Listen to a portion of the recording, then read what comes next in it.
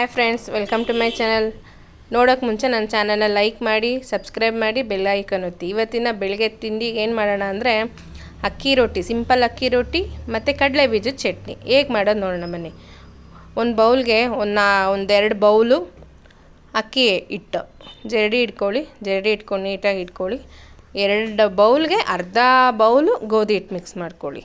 ನಿಮ್ಮ ಕ್ವಾಂಟಿಟಿ ಹೆಂಗಿರುತ್ತೋ ಆ ಲೆಕ್ಕದಲ್ಲಿ ಸ್ವಲ್ಪ ಕ್ವಾಂಟಿಟಿ ಗೋಧಿ ಹಿಟ್ಟು ಸಾಕು. ಈಗ ನೋಡಿ, ಸ್ವಲ್ಪ ಗೋಧಿ ಹಿಟ್ಟು ಹಾಕ್ಕೊಳ್ಳೋಣ.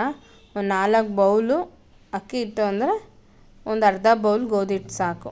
ಇದನ್ನು ನೀಟಾಗಿ ಸ್ವಲ್ಪ ಸಾಲ್ಟ್ ಹಾಕ್ಬಿಟ್ಟು ನೀರು ಹಾಕಿ, ತುಂಬ ತೆಳ್ಳನೂ ಬೇಡ, ತುಂಬ ಗಟ್ಟಿನೂ ಬೇಡ. ಯಾಕಂದರೆ ಇದು ದೋಸೆ ಥರ ಹುಯ್ಯೋದಲ್ಲ, ರೊಟ್ಟಿ ಥರ. ಈ ತವ ಮೇಲೆ ಹಿಂಗೆ ಕೈಯಲ್ಲಿ ಬಳಿಯೋ ರೊಟ್ಟಿ ಅಂತಾರೆ.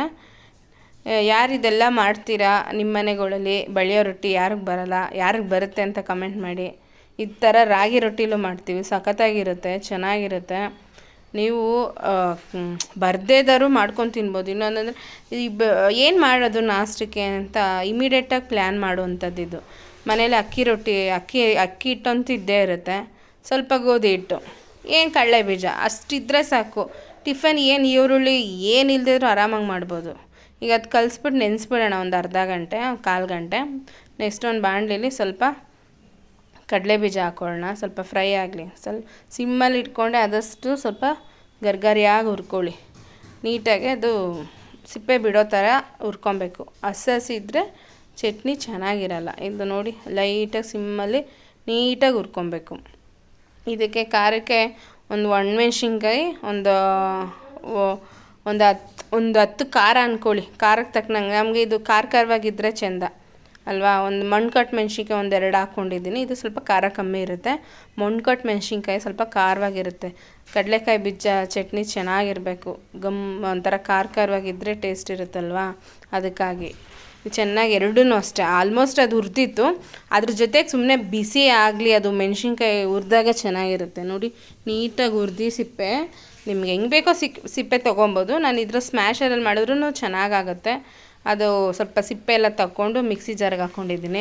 ಅದಕ್ಕೆ ಕೊತ್ತಂಬರಿ, ಸ್ವಲ್ಪ ಬೆಳ್ಳುಳ್ಳಿ, ಸ್ವಲ್ಪ ಅದು ಹುರಿದಿರೋ ಮೆಣಸಿನ್ಕಾಯಿ, ಸ್ವಲ್ಪ ಕರಿಬೇವು ಮತ್ತು ಒಂಚೂರು ಹುಣಸೆಹಣ್ಣು ಹಾಕ್ಕೊಬೋದು, ಆಪ್ಷನಲ್ಲು. ನಾನು ಸ್ವಲ್ಪ ಹಾಕ್ಕೊತಾ ಇದ್ದೀನಿ.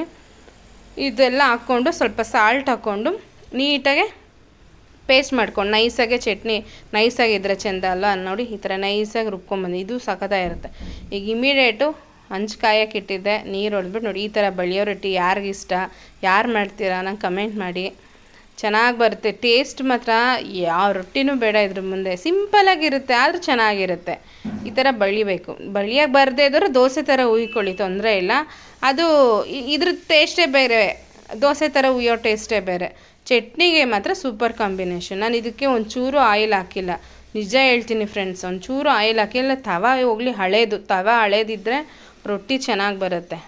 ನೋಡಿ ಯಾವ ಥರ ಬಂದಿದೆ ನೋಡಿ. ಇನ್ನೊಂದು ಹಾಕ್ತಿದ್ದೀನಿ, ಒಂದಕ್ಕೆ ಹಾಕ್ಯಾರೆ ಗೊತ್ತಾಗಲ್ಲಲ್ವ, ಇನ್ನೊಂದು ಟ್ರೈ ಮಾಡಿ ನೋಡಿ. ಹಂಗೆ ನೀಟಾಗಿ ಸ್ಪ್ರೆಡ್ ಆಗಿಬಿಡುತ್ತೆ ಇಮಿಡಿಯೇಟು ಅಲ್ವಾ, ನೀಟಾಗಿ ಬರುತ್ತೆ, ಎಷ್ಟು ಕ್ರಿಸ್ಪಿಯಾಗಿ ಬರುತ್ತೆ. ಬಿಸಿಲೇ ತಿನ್ನಬೇಕು, ಆರೋದ್ರೂ ಚೆನ್ನಾಗಿರುತ್ತೆ. ಆದರೆ ನೀವೇನೇ ಪದಾರ್ಥ ತಿನ್ನಬೇಕು ಅಂತಂದರೆ ಬಿಸಿಲು ತಿಂದರೆ ಟೇಸ್ಟ್ ಅಲ್ವಾ.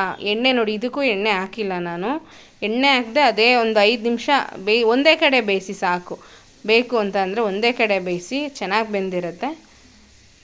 ಆಲ್ಮೋಸ್ಟು ಆಗಿದೆ ನೋಡಿ, 2 ರೊಟ್ಟಿ ಆಗಿದೆ. ಸರ್ವ್ ಮಾಡೋಕ್ಕೆ ಚಟ್ನಿ ಇಲ್ಲಿ ಬೌಲಲ್ಲಿ ಚಟ್ನಿ ಸಿದ್ಧವಾಗಿದೆ. ಹೆಂಗೆ ಬಂದಿದೆ ನೋಡಿ, ಕ್ರಿಸ್ಪಿಯಾಗಿ ನೋಡಿ, ಎಷ್ಟು ಚೆನ್ನಾಗಿದೆ.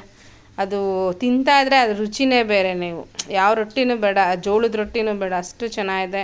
ಹೀಗೆ ನನ್ನ ಚಾನಲ್ನ ನೋಡ್ತಾಯಿರಿ ಫ್ರೆಂಡ್ಸ್, ಇನ್ನೂ ಹೊಸ ಥರ ಅಡುಗೆ. Thank you for watching.